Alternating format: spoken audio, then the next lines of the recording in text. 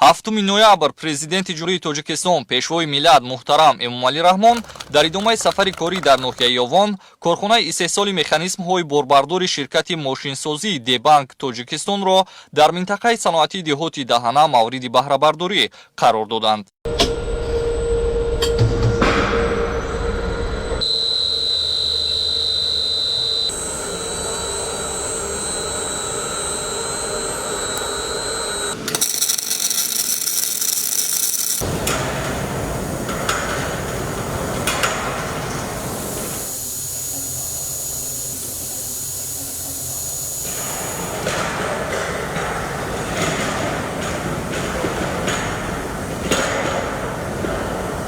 корхонаи навбунёд бо иқтидор ва шакли фаъолият дар Осиёи марказӣ назир надошта, бо ҷалби сармояи дохилӣ ва шарикони рушд дар муддати камтар аз 5 моҳ бо маблағи 12 миллион сомонӣ бунёд ёфтааст. бо мавриди истифода қарор додани корхонаи нави истеҳсоли механизмҳои борбардори ҷамъияти саҳомии кушодаи ширкати мошинсозии Дебанк Тоҷикистон 30 нафар бо ҷои кори доимӣ таъмин шуданд.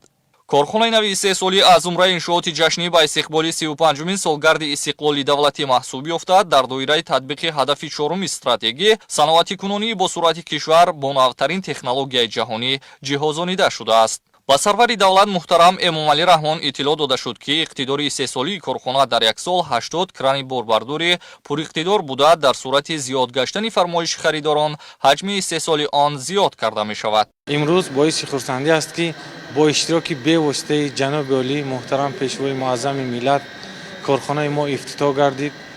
мо хурсандӣ аз он ҳастем, ки соҳибкорон дар ҳар як кушодашавии корхонаҳо муҳтарам ҷаноби олӣ худашон бевосита иштирок мекунанд, дар дастгирии соҳибкорон ҳастанд ҳама вақт. бо фаъолият дар омадани корхонаи истеҳсоли кранҳои борбардор нархи кранҳо дар бозор то 30% поён мефарояд ва барои насб кардан ва хизмат расонидан ба муштариҳо ва кафолати дурудароз хизматрасонӣ ин як дастгирӣ барои мизоҷон мебошад.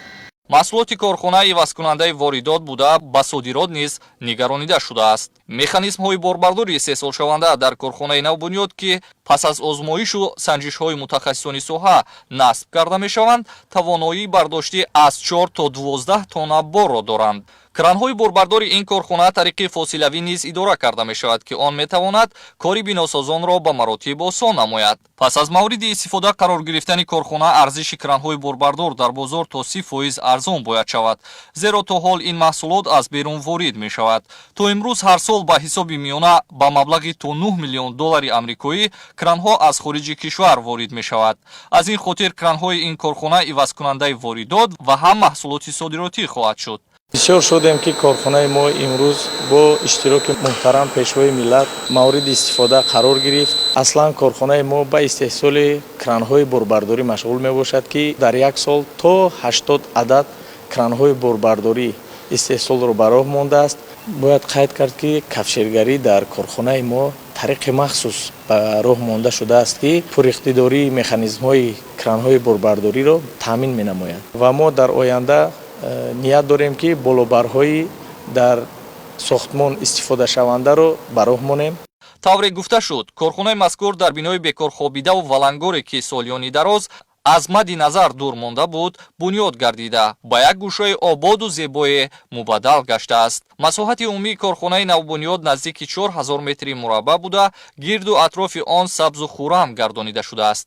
дар саҳни бинои корхона намунаи яке аз кранҳои борбардор гузошта шуда буд, ки бозгӯи иқтидори истеҳсолии корхона ва сифати баланди маҳсулоти он мебошад.